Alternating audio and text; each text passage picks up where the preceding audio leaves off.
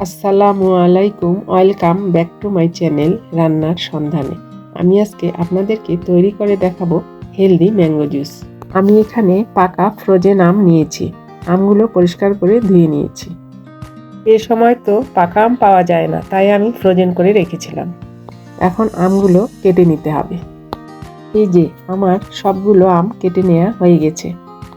আপনারা যখন আম ফ্রোজেন করে রাখতে যাবেন তখন অবশ্যই এরকম লাল দেখে রাখতে হবে। আমটা যেন অবশ্যই মিষ্টি হয়। এখন একটা চামচের সাহায্যে এভাবে আমগুলো ছাড়িয়ে নিতে হবে।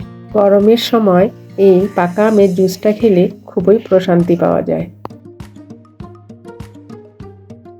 এভাবে আমি সবগুলো আম খোসা থেকে ছাড়িয়ে নেব।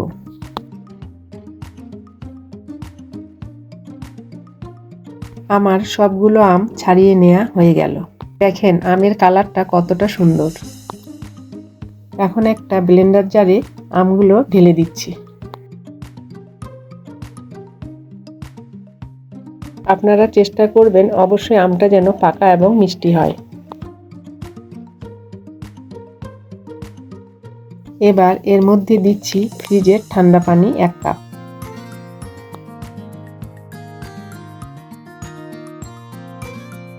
এখন চামচের সাহায্যে একটু সমান করে নিচ্ছি। এবার ঢাকনা দিয়ে 1 মিনিটের মতো ব্লেন্ড করে নিচ্ছি।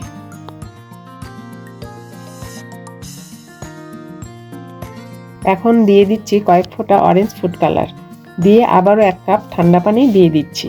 এবার আবারও 1 মিনিট ব্লেন্ড করে নিব। ফুড কালারটা অপশনাল, এটা আপনারা চাইলে দিতে পারেন, আবার স্কিপও করতে পারেন। আমার ব্লেন্ড করে নেওয়া হয়ে গেল। এই যে এরকম ঘনত্ব হবে। আমের মিশ্রণটা ঢেলে এখন একটা ছাঁকনির সাহায্যে ছেঁকে নিচ্ছি।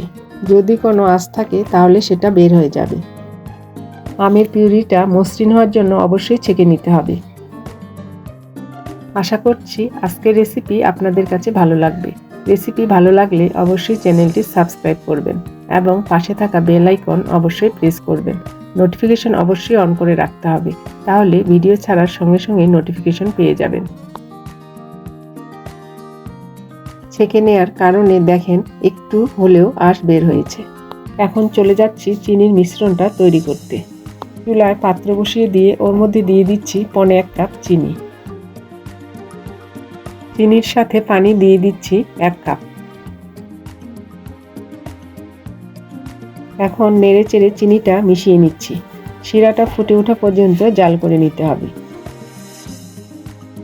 শিরাটা যখন তৈরি হয়ে যাবে তখন আর জাল করে ঘন করার প্রয়োজন নেই।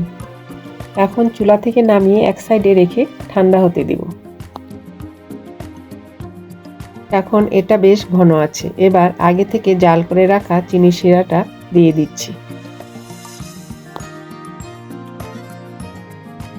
এবার নেড়ে চেড়ে মিশিয়ে নিচ্ছি।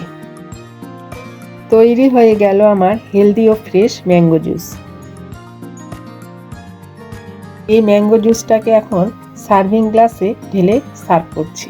এই ম্যাঙ্গো জুস বোতলে ভরে আপনারা ডিপ ফ্রিজে সংরক্ষণ করতে পারবেন। বাইরে থেকে আর কিনতে হবে না যদি এরকম ঘরেই তৈরি করা যায়। আর বাচ্চারা এই ম্যাঙ্গো জুসটা এতটাই পছন্দ করে যে কোনো সময়ই বানিয়ে দিতে পারবেন। ইফতারে এই ম্যাঙ্গো জুসটা খেলে খুবই প্রশান্তি পাওয়া যাবে।